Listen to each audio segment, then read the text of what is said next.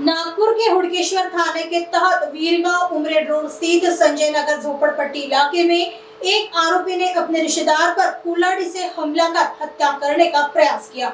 यह घटना शुक्रवार 22 अगस्त को दोपहर 3:30 बजे हुई। आरोपी नरेश रामचंद्र नायले उम्र 45 वर्ष है। जख्मी सचिन गोविंदराव वलथरे उम्र 44 वर्ष बताया जा रहा है। बता दें कि आरोपी नरेश और सचिन दोनों रिश्तेदार हैं। शुक्रवार की सुबह करीब 11:30 बजे सचिन वलथरे बस्ती के चाइनीज ठेले के पास खड़ा था। नरेश शराब के नशे में चाइनीज ठेले पर पहुंचा। उसे शराब के नशे में सचिन ने घर जाने की सलाह दी थी। इसका गुस्सा मन में पालकर नरेश ने सचिन पर हमला करने की योजना बनाई। दोपहर को सचिन बस्ती के पान ठेले पर जा रहा था। इस दौरान पीछे से आकर नरेश ने कुल्हाड़ी से सचिन की गर्दन पर हमला कर जान से मारने की कोशिश की।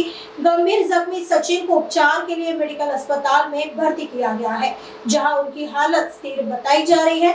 हुड़केश्वर पुलिस ने आरोपी के खिलाफ धारा 109(1) 352 के तहत मामला दर्ज कर आरोपी को गिरफ्तार किया है। आगे की जांच हुड़केश्वर पुलिस कर रही है।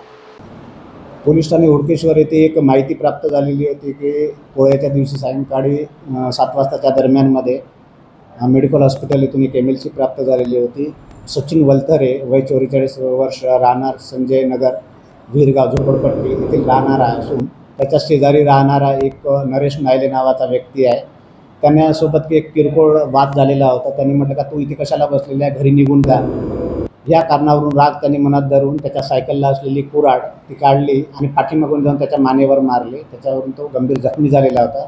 जखमी अवस्थेत त्याला उपचारासाठी नेलेलं होतं। त्याची प्रकृती चांगली आहे। ट्रॉमामधून त्याला डिस्चार्ज देण्यात आलेला आहे। आरोपीला आम्ही तात्काळ ताब्यात घेऊन त्याच्याकडे तपास केला आणि 2 दिवसाची पोलीस कोठडी त्याच्याकडून प्राप्त करण्यात आलेली आहे। अधिक तपास आमचे इथले API रामटेके हे करीत आहे।